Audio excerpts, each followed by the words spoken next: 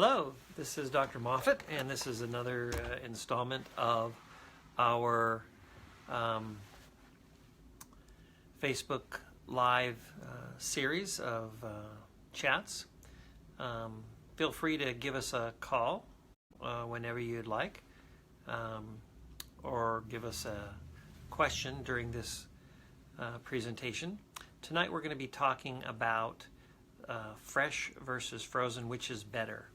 And my name is Dr. Drew Moffitt. I'm with Arizona Reproductive Medicine Specialists.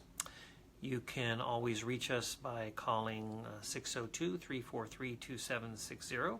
That's 602-343-2760. And you can also reach us by our website on the Contact Us. Our website is arizonafertility.com. That's arizonafertility.com. Also, we have something called Talk to a Doctor Today, where you call and just leave a message, and I will call you back that same day, usually in the evening. Anyway, on to our topic of discussion. The discussion is fresh versus frozen, which is better, and this has to do with in vitro fertilization. And there's a lot of buzz out there right now about whether to transfer embryos when they are fresh or to transfer them when they are frozen. So I'd like to give you a little bit of a history about this to start with. So, years and years ago when I started, freezing of embryos existed, and so I'm not that old, so freezing of embryos had already existed, but it wasn't really clear how good we were at doing it. And so the feeling was that whenever we froze an embryo, we might be somehow hurting that embryo, and it might be a better idea to put back the best stuff first rather than freezing it. And so this question of which is better, fresh or frozen, started off with a bias. The bias was sort of like with vegetables, fresh is better than frozen. And this went on for a very long time. Anytime a study was done trying to decide which is better, fresh or frozen, the studies always would take a particular cycle and just compare fresh embryo transfer success rates to frozen embryo transfer success rates. The problem was with those studies is there was an inherent bias, meaning everybody would pick the best embryos to transfer fresh, and it was sort of the second string that went into the freezer. So whenever you were thawing out a embryo to transfer, that embryo was of a generally lower quality because the best embryos had been transferred first. So that went on for a long time. Then there were some studies that came out looking at in situations where you had to freeze all of the embryos because the patient was sick or might get sick because of overstimulation or things like that. What was the outcome there? And in those cycles, the frozen cycles did just as good as the fresh. Now, along this time, there are also other studies looking at the lining of the uterus and asking the question, is the lining of the uterus in a stimulated IVF cycle different than the lining of the uterus in a natural cycle? And there were lots and lots of studies that began to show that the lining of the uterus in a stimulated cycle, when you look at it under the microscope or when you look at it with an electron microscope or when you do different types of see what molecules are being expressed at different times, that a stimulated IVF cycle was very different than a natural cycle. And so the feeling was that somehow that would pan out to lower success rates. And what seemed to be different is that the lining of the uterus was more advanced, meaning that the window of implantation was moved forward in time. So what do we mean by window of implantation? The window of implantation is that window of time where the lining of the uterus is receptive to implantation. And studies in looking at donor eggs had suggested that that window was 2 days wide. And so you had kind of a 2-day window to put the embryo back But the problem was these studies were showing that that 2-day window was shifted earlier in time. So instead of happening perhaps 5 days after the egg retrieval and closing 7 days after the egg retrieval, it was opening 4 days after the egg retrieval and closing 6 days after the egg retrieval. And so that brought some concern about that the fresh cycle wasn't the best time to transfer an embryo.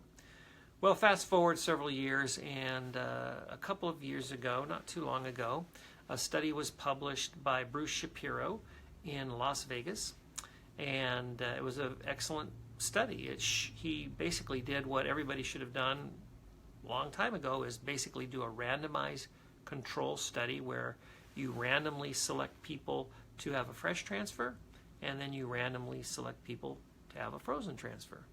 And he did that study, and he found a good pregnancy rate in the group of people who had a fresh transfer. It was roughly in the 50% range.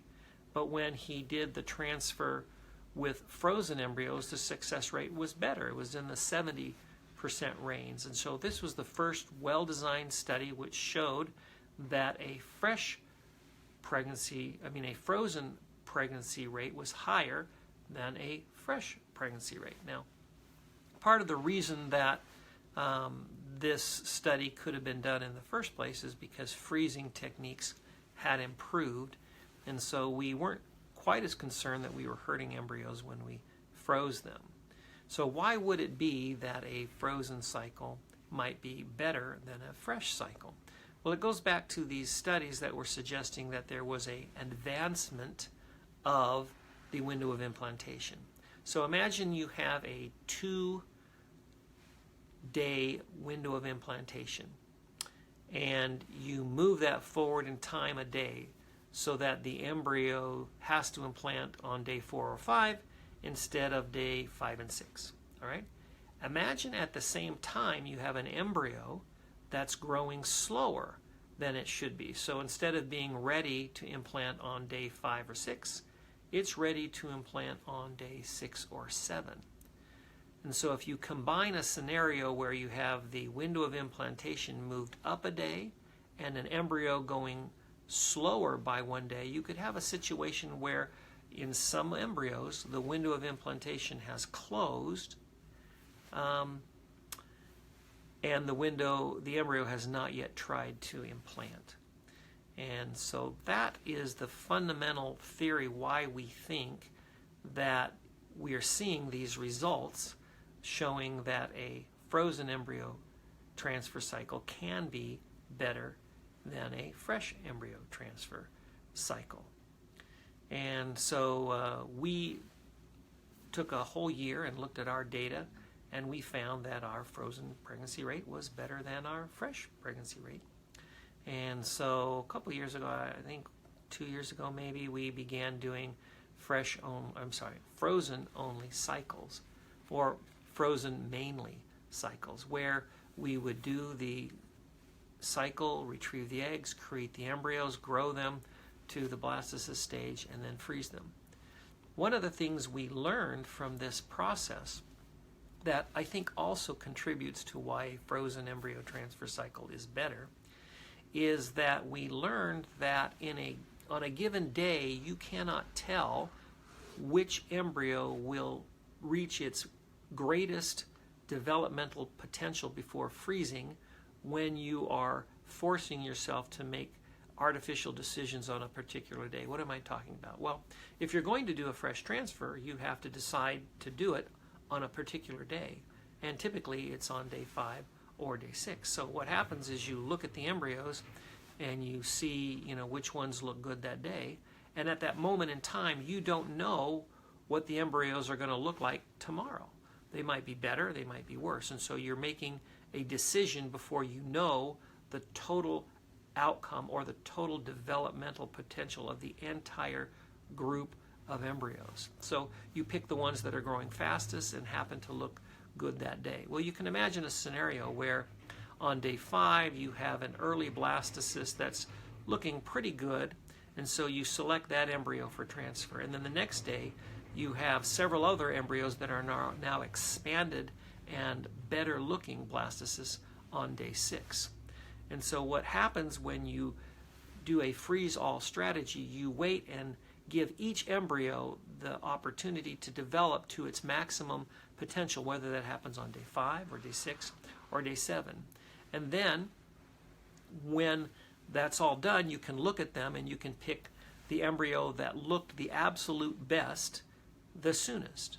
And you can pick that embryo and transfer that embryo. And so you're probably, in a freeze-all environment, also picking a better embryo if you have many embryos to pick from. So that's an added reason why a frozen embryo transfer can be better than a fresh embryo transfer. There are other advantages that go along with a frozen embryo transfer. One of it has to do with pre-implantation genetic screening.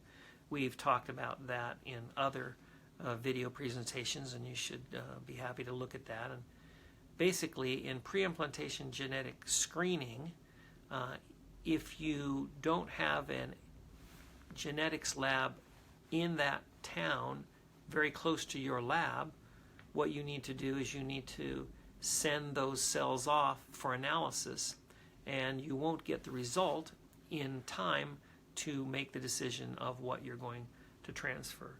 And so also with the most advanced, the newest techniques, you don't get the answer back in time to do the fresh transfer. So that's another reason where you're just going to be forced to do a frozen embryo transfer if you're going to be doing pre-implantation genetic testing of the embryos. There are some other advantages that I think are nice, simply that it makes it more convenient to the patient, that everybody knows when that embryo transfer is going to be. There isn't this question, well, is it going to be this day? Is it going to be that day? Is it going to be another day? You're able to say, hey, don't worry about it. We're just going to collect the embryos. We'll let you know how they go. And then when we do the frozen embryo transfer, we're going to pick a specific day. And you'll know about that day long in advance. And that also helps our people who travel. We have people who travel from all over the country to come here to be treated at our clinic. And when they're traveling, having to wait for that transfer means that they're going to stay in town longer than they perhaps can at that particular time. So they're able to come, have the egg retrieval, fly back to wherever they are, and then in the future when we're ready to do the frozen embryo transfer, and that can be, anywhere from 4 to 8 weeks after the after the egg retrieval that we're doing the embryo transfer. Usually it's more like 6 to 8 weeks after the egg retrieval that we're doing the transfer. Anyway, then they can, with lots of notice, plenty of time to book flights that are lower cost and fly in for that. Anyway, those are the main things that we wanted to talk about, fresh versus frozen. An important thing, however, is that we do not prohibit people from doing a fresh embryo transfer. There are some people who simply want, for whatever reason, to do a fresh embryo transfer, and we will do that. We don't prohibit someone from doing that. We try to explain essentially what I've explained here in this video, and try to explain that we really think that you're going to have a better chance of having a baby if you do a frozen embryo transfer. But some people feel strongly that they want to have a fresh, and we will do that for them. Another area where a fresh embryo transfer is often considered and considered by us is the situation of a donor egg cycle. So in a donor egg cycle, the person being stimulated is different than the person who's receiving the embryos. And we're talking about a fresh donor embryo cycle, not a frozen donor egg cycle from an egg bank. So you can get donor eggs from 2 places. We're not going to go into that. That's a whole different conversation. But in a fresh donor egg cycle, you can have a situation where the donor is the one being stimulated, and so they're the one whose uterus is being perhaps abnormally advanced, but the donor is not. We can control that environment so that it is in appropriate synchronization. So that issue of having an advanced endometrium with a slow growing embryo doesn't exist in a donor egg cycle. You still have the issue of having to select the embryo to transfer on a particular day, so you don't get to see the entire cohort. So some patients want to go ahead and do a frozen embryo transfer cycle in a donor egg cycle, and we often do that. That's a very common thing. I would say the majority of the time we're still doing a frozen embryo transfer. Also, there are some people who want to do pre-implantation genetic testing in a donor egg cycle because there are so many embryos. They would rather know which ones to transfer so they don't waste money transferring embryos that might not be normal. Anyway, that is our conversation about fresh versus frozen, which is better. Hope that has been helpful. Again, you can always reach out to us and ask questions. You can contact us by calling 602-343-2767. That's 602-343-2767. You can also reach us on the website, which is arizonafertility.com. That's arizonafertility.com. On that website, there's a Contact Us button, and you can type your question there. Or you can also just call directly and request to participate in our Talk to a Doctor Today program, where you just leave a message and you'll get a direct call that evening. Anyway, thank you very much for watching, and look forward to seeing you next week. I think next week we will probably be talking about the endometrial receptivity assay.